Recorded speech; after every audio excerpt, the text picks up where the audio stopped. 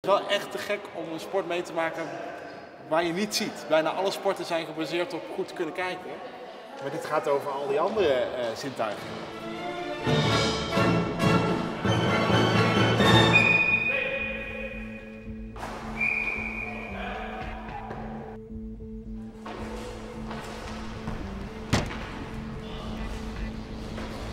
So Tommy, you have to know I'm scared to death, but I'll just try to cope. You have to explain me how to do it. I'll start slowly, and then you let me know how it goes, and we'll build it up.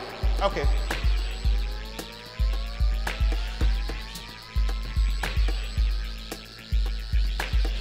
I guess so, but I just don't know where I am.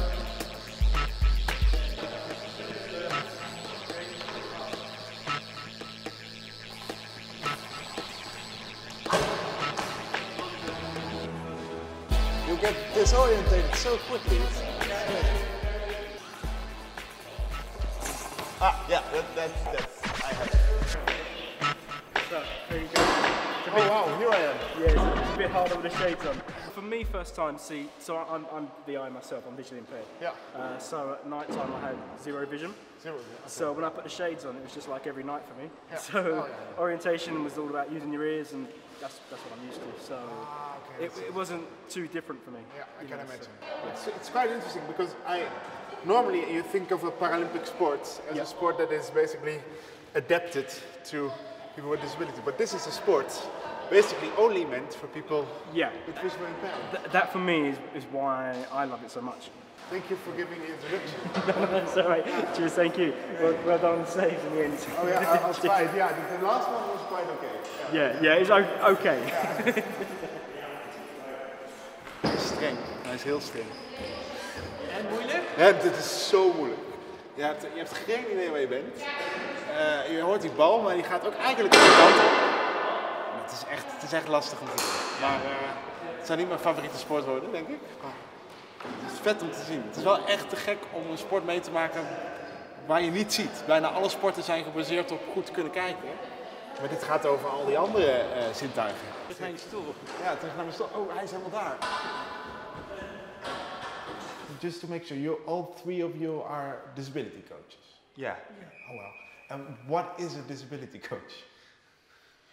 It's a coach that probably has come back through or come from a mainstream environment. So they've become accustomed coaching a kind of sport that people know, like football or cricket or tennis. But somewhere along the line, they found out about the option or possibility of coaching disabled people. And then they have to acquire a new set of skills to be able to adapt the sports they know, to modify them, to make them inclusive of people who have additional needs as well. Do you know where this tradition came from of having so much focus on disability sports in Great Britain? I mean, it started really, again, I think it was a government initiative after the Second World War, where it was identified the number of servicemen coming back from the war could no longer take part in mainstream sport, and I know the government took that seriously and approached a doctor who was working at Stoke Mandeville, who was doing a lot of rehabilitation services with people that had particularly spinal injuries, and he saw the opportunity to make rehabilitation using sport into something more competitive.